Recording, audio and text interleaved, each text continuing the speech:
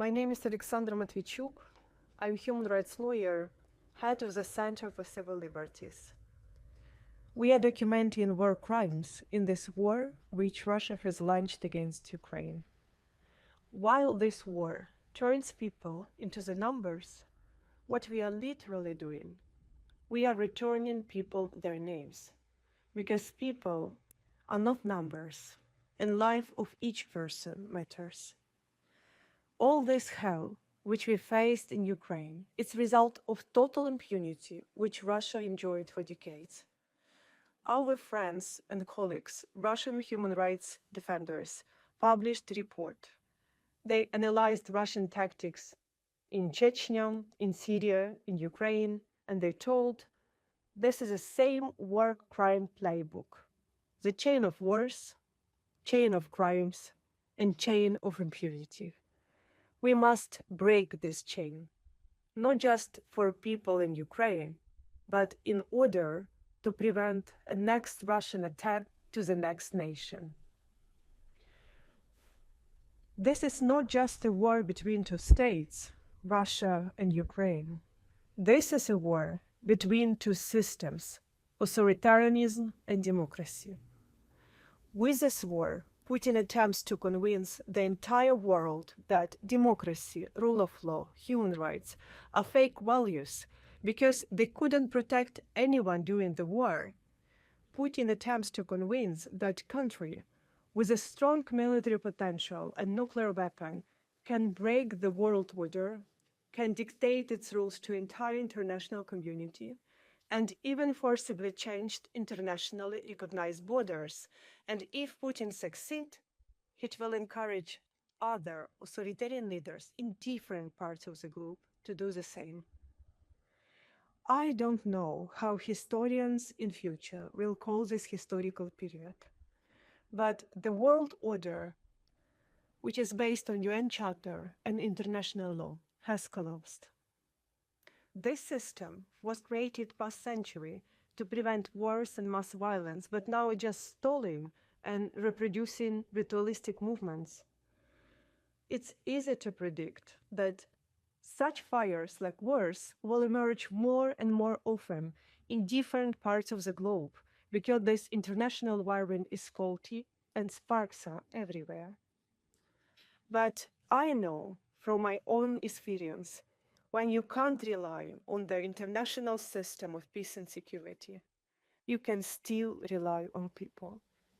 We get used to thinking through the categories of states and interstate organizations, but ordinary people have a much greater power than they can even imagine. Ordinary people can change history.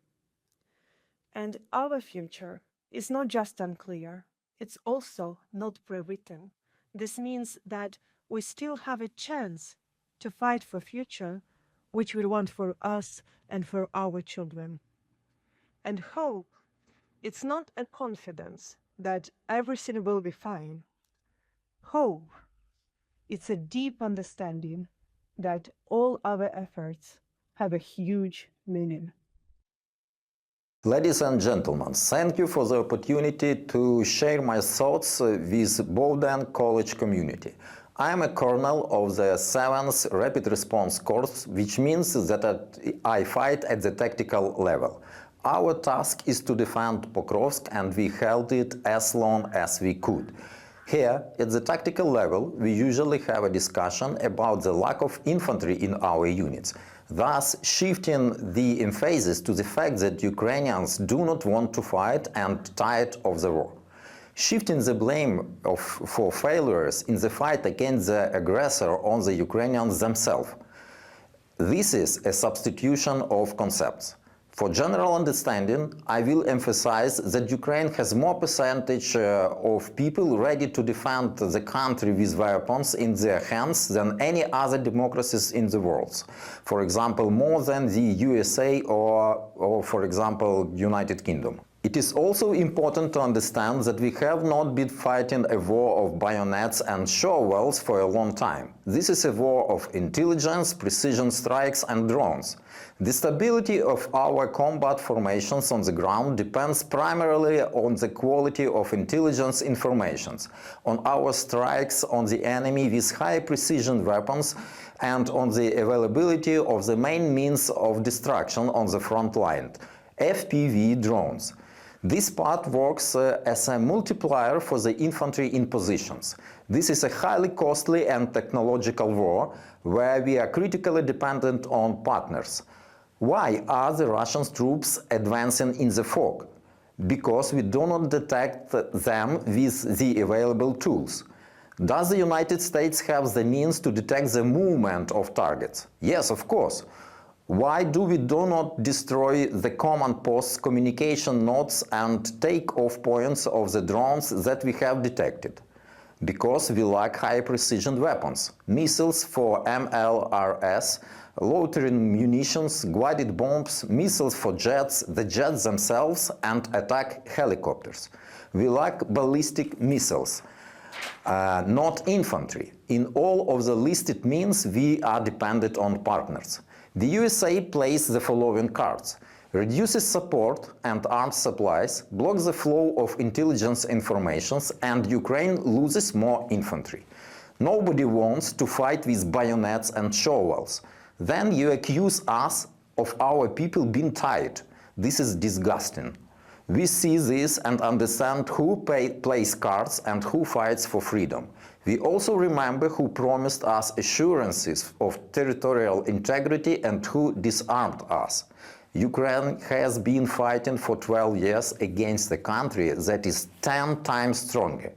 We were forced to give up nuclear weapons, give up Crimea, agree to unfair Minsk agreement. And we still have the greatest aggression in the world from the country that was supposed to be the guarantor of our security, I mean Russia. And the second guarantor of our security, the USA, demands that we must give up our best lines of defense, part of our energy production and our rare earth metals. And here I will not give you the opportunity to shift the blame only to the Republicans. Ukrainians, like Afghans before them, and before them Kurds and Syrians, were betrayed with equal cynicism by Democrats. America first, or to be more precise, own interests first, has long been the guiding principles of the USA. It's just that now you are not ashamed to say it aloud. For 12 years we have not given up and have been striking back. We have grown a generation of officers who know only one thing in life: to eliminate invaders. We have hundreds of thousands of the most hardened soldiers in the world. Under Russian attacks and with frightened allies, we have revived the production of artillery, cruise and ballistic missiles. We produce more drones than the USA can produce now. To protect my family, I learned to kill with my hands, with weapons, to organize attack and defense, to equip position. I can detect propaganda and counterintelligence. Even thousands of miles from this lecture hall, I will make you think, and I am probably the most dangerous person in this gathering. Ukrainians, not Russian money, is a very valuable asset. Hundreds of thousands of Ukrainian soldiers are better to have as allies than as enemies. Stopping the war by the cost of Ukraine is a beautiful, simple solution. Unfortunately, it will not work. A neutral, non-European Ukraine will become a Russia's satellite in one form or another. Many will leave the country without a future. 80% of those who remain will become imperial lumpen on abandoned territories. This was the case with Donbass. The men of Donbass became the main cannon fodder of the two Russian armies that are now storming Pokrovsk. The consequences will disappoint you. All European countries are conducting separate negotiations with Moscow, Washington and Beijing simultaneously. And China, not the United States, will take advantage of Russia's victory. So, if Ukraine and Europe lose, the United States will also lose. That's my point of view. Thank you for your attention to this matter. And now a researcher at LSE and expert on economic recovery in Ukraine.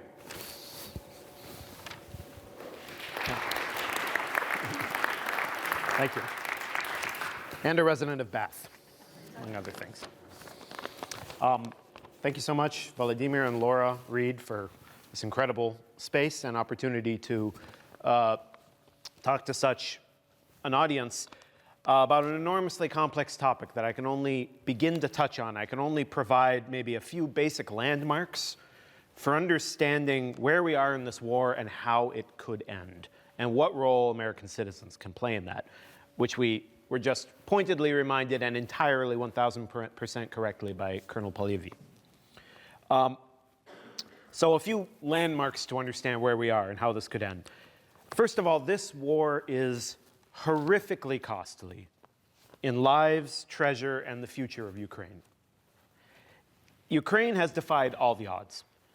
Its people demonstrate epic bravery and resilience. They thrill us every day, and yet what they're enduring is not sustainable. It cannot go on. The toll in human lives that are lost or thwarted, the displacement of millions, the reduction of so much of Ukraine's economic infrastructure to rubble cannot go on. Wartime is heroism and solidarity. It's also strife. Political life in the country is distorted when you're at war. Ukrainians would like to have elections. They genuinely would. Right now, they cannot. Their political life is suspended in a country that is enormously proud of its democracy. To defend Ukraine in this existential battle, to maintain the defense, the Ukrainian government cannot rely solely on volunteers. It must draft men into the army.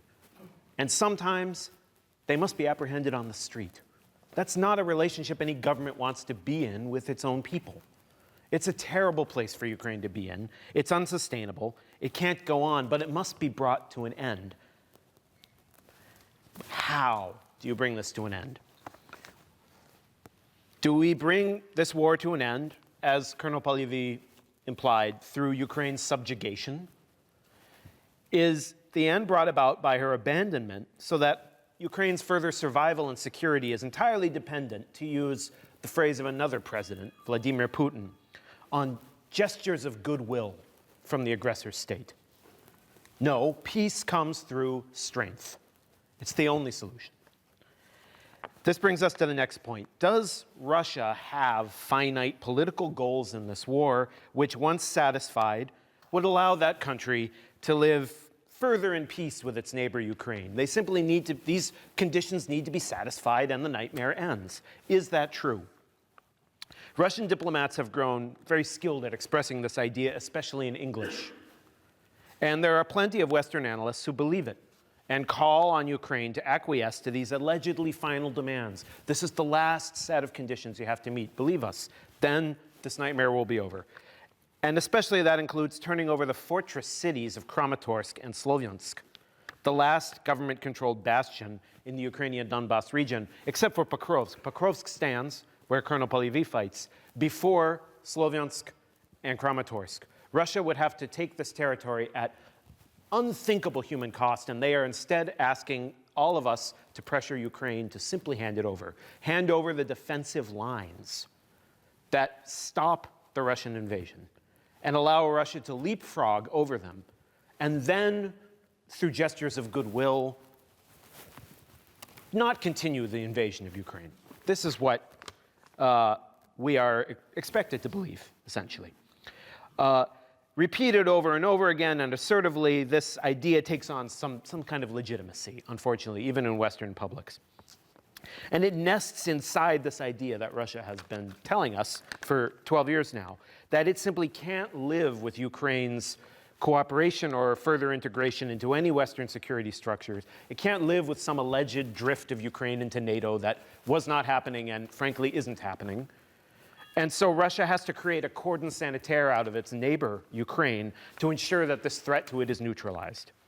But if you understand Russian as a language and consume media and official proclamations from that country from the very start of this full-scale invasion and well before it, then you would have heard that it is not a finite political program from Russia's side that simply needs to be satisfied. Russia has designs on Ukraine's sovereignty and basic national agency. It wants to extinguish them. The state-controlled media is saturated with messages of erasing the Ukrainian state, denying the existence of Ukrainian nationhood. Parliamentarians in Russia, leading federal officials, presidential advisors, all project constantly to their own audience and to a Ukrainian audience, which they know understands them, absolute hostility to Ukrainian statehood. Denials are made in English, but celebration of war crimes is expressed in the Russian language for a Russian-speaking audience, including Ukrainians. And they call on a nearly daily basis for further escalation of these war crimes. The winter attacks on Ukrainian electricity and heat generation that took place this winter were a war crime foretold. They talked about them on primetime TV virtually every day for the last 3 years. With this echoing in your ears on a daily basis, if you're listening to what the Russians say amongst themselves in their own media universe and political universe, then it really shifts the burden, as Colonel Polevyi was saying, from Ukraine needing to explain, well, why won't you just take the deal that's in front of you? Just reduce the size of your army, partial disarmament, that's another Russian condition, swear off of Western aid, give Russia territory that lets it leapfrog over your defensive lines, and the nightmare will be over. So it shifts the burden from Ukrainians needing to explain why they won't just do that allegedly reasonable thing, to Russia needing to convince us that it could possibly have any intention of stopping its war machine once it gets Ukraine where it wants it. We'd all really like to know why on earth we should believe that. So the third point, given that we really, if we listen enough, if we immerse ourselves in Russia's own messaging to its own people and to its neighbors, it becomes very difficult or impossible to trust Russia to actually stop where it says it will. All they need is Kramatorsk and Slavyansk, then it will be over. Then the question should be, can Russia be forced to stop? We should acknowledge the tremendous tolerance of Russian society to breathtaking levels of death and crippling injury of its young men. Levels no democratic, psychologically functional society could tolerate. General Valery Zaluzhny, who led the Ukrainian Armed Forces in 2022 for the successful defense of Kyiv, the liberation of northern Ukraine, the liberation of Kherson, he said that his strategy was to impose such withering losses on the Russian army that the people of Russia, the Russian public, would demand an end to what is, in the end, a war of choice. It's not an invasion of Russian territory, it's a war of choice. He said we would pressure them into this.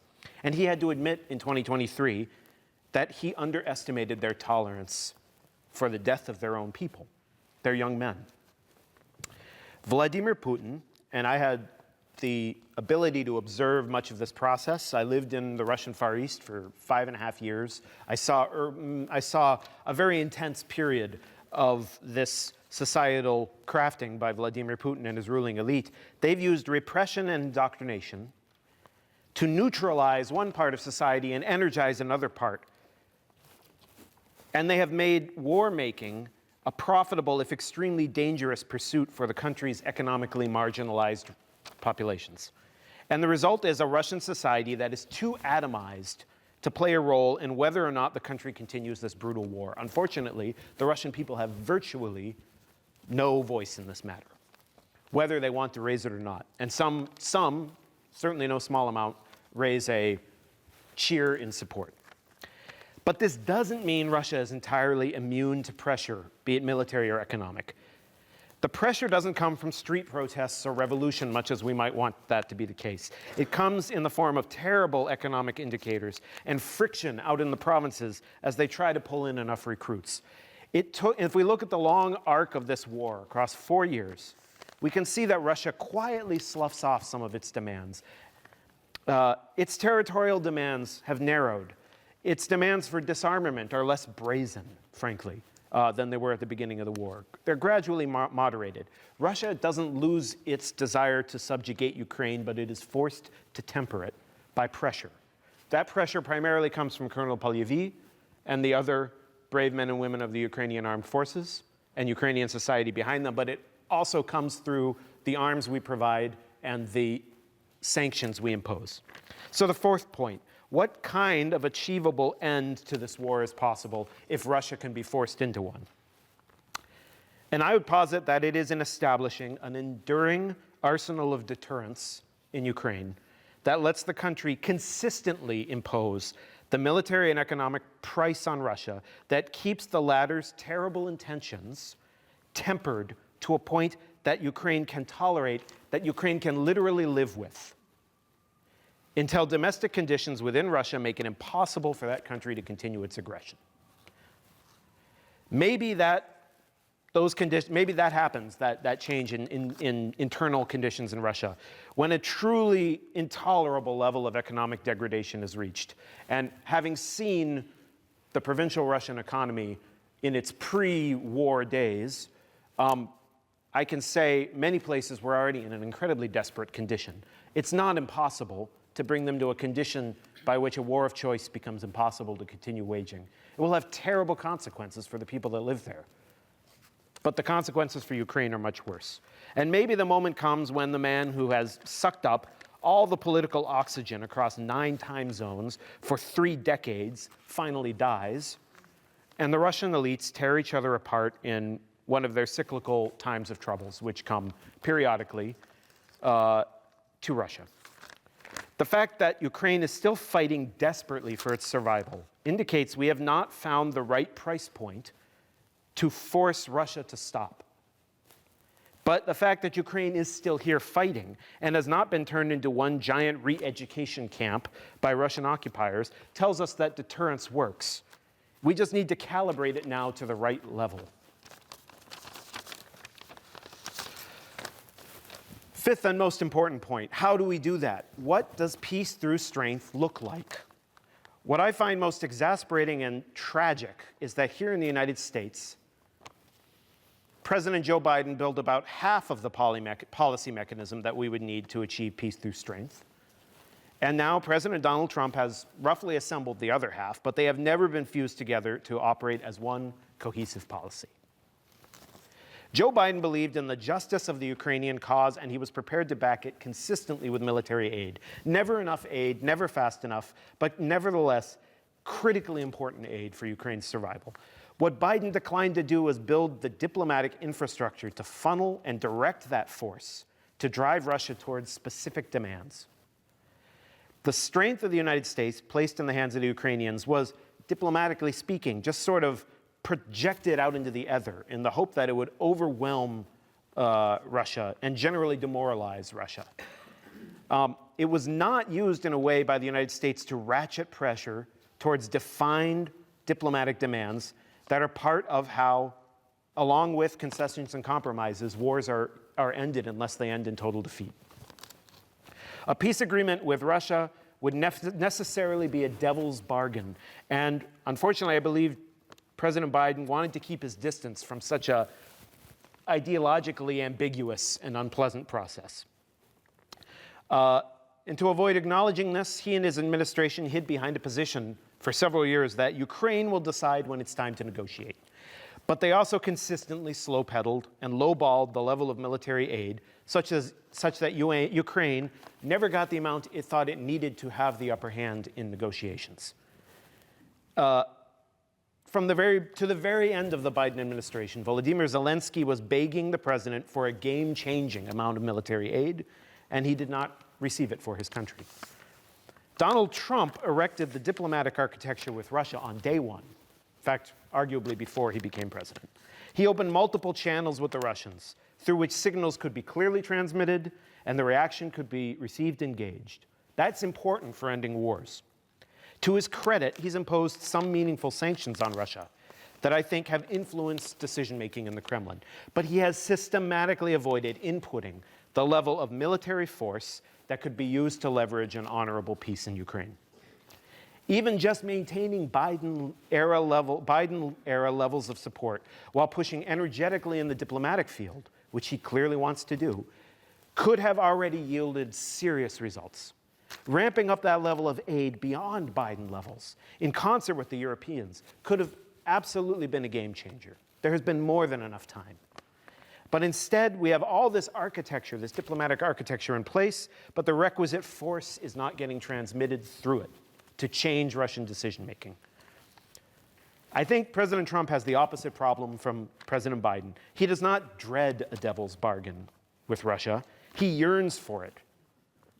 He's held back from cutting this easy deal that's on the table by Ukraine's persistent diplomacy and defiance, and by a large majority of Americans supporting Ukraine, even within his own party. Cutting a deal with another strongman is the most natural outcome for President Trump, and only democratic gravity is holding him back at this point. That's extraordinary, but it's also very difficult to imagine a pro-Ukraine coalition in the US, which spans no king's liberals to evangelical conservatives, doing any proactive advocacy together for a better Ukraine policy. It's difficult to imagine, but it's actually the only thing that can work. We have to somehow imagine that into being. We need a coherent policy of peace through strength. We need a clear set of demands on Russia, which we will work towards through application of pressure, and at the right moments through the application of concessions. A concerted military diplomatic policy that we've been lacking across two presidential administrations that Ukraine does not have time to wait any longer for. The demands should include that Russia remain on the east side of Ukraine's defensive positions in the Donbass. No Pokrovsk, no Kramatorsk and Slavyansk, or anywhere else will be given to Russia. And so must renounce its demands for control of Kramatorsk and Slavyansk. Russia must forget about Ukrainian disarmament and stop demanding a veto on Western military aid after the settlement. Strength in the form of arms shipments to Ukraine and ratcheting up of sanctions can help us get there, but I don't think we get there without concessions. Few wars end diplomatically without both strength and concessions. As contentious as this statement is, I don't know what Colonel Polevyi would think about this. I have my suspicions. He might agree with me. He might vociferously disagree. I think it would be appropriate for Ukraine to bargain away its potential membership in NATO. Because the alliance, if it cannot extend its protection to Ukraine at the moment of its existential peril, I'm not exactly sure what its role is.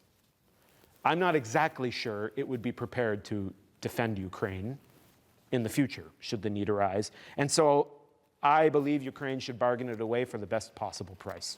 I also think that Ukraine should bargain away for the best possible price the potential presence of EU or UK soldiers on its soil, because I really cannot believe that any external force or alliance can guarantee Ukraine's security with anything near the certainty of the Ukrainian Armed Forces equipped with a modern arsenal of deterrence, just as we heard from Colonel Polevyi.